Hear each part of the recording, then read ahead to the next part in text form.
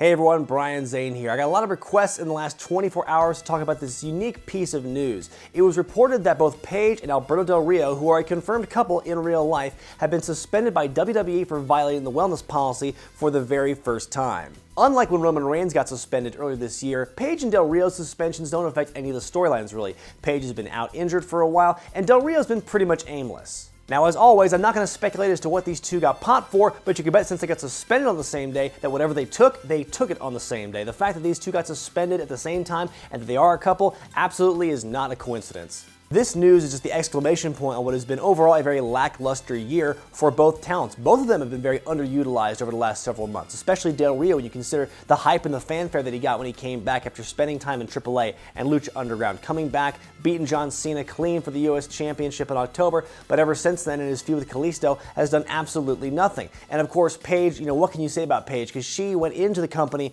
with such promise and such hope and such speculation of her having a very successful career. Of course, she started out very young. She was raised in the business, and she came in with a lot of fanfare and ballyhoo, winning the Divas title in her first match on the main roster after being the NXT Women's Champion for a long time. And of course now, ever since the other women from NXT came up, your Charlottes and your Sasha Bankses and your Becky Lynches, she's kind of been put to the wayside. It's very unfortunate that in an environment where she should be able to thrive and coexist and help be built up along with the rest of the women there, she's kind of been put in the back burner. So what does this mean for the two of them going forward? Obviously, it's only 30-day suspensions. Neither of them are going to be fired, but I wonder what Del Rio's status is going to be after the fact, because he said in interviews recently he plans on leaving the company after his contract runs out. I mean, obviously, he's been underutilized, like I said. Both he and Paige have not lived up to their expectations, mostly due to terrible, derpy booking. Del Rio could come back in 30 days and just keep working shows not being used very well or very often and just wait for the rest of his contract to run out. Or in my opinion, I can see this as a reason for him to just up and leave and ask for his release.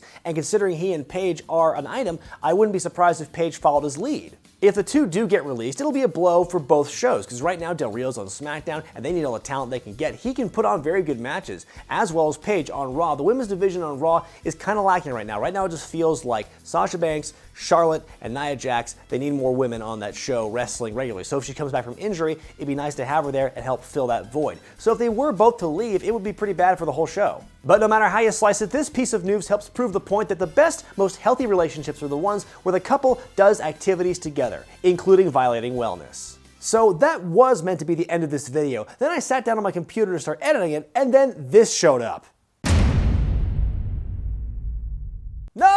No, what happened? Eva Marie all read everything. Come on, that was the agreement. Not all drugs, everything. Oh, God, you were legit one of the more interesting things about SmackDown right now, and then you do this? No, what? Talk about killing your own push. I mean, again, we have no idea what she popped for. It could be intentional, it could be accidental, we have no idea. But what terrible timing to get suspended just days before your SummerSlam match. The big continuation, possibly the culmination of the big delayed matchup debut thing happening. I mean, at least when Del Rio and Paige got suspended, it was no loss because they weren't booked for SummerSlam. And I'm not saying your match is going to tear the house down, but it's still something. So now this 6-woman tag team match booked for SummerSlam could go a number of ways. One, they could scrap the match entirely, which would piss off the other 5 women who were expecting pay-per-view bonuses. They could incorporate the suspension into the match itself, have all the other women make their entrances, then when it's time for Eva Marie's thing, similar to what they did this past week on SmackDown when the announcer said, has been delayed due to traffic, now it says, has been suspended for 30 days for violating wellness, something like that, turn into a 3-on-2 handicap match.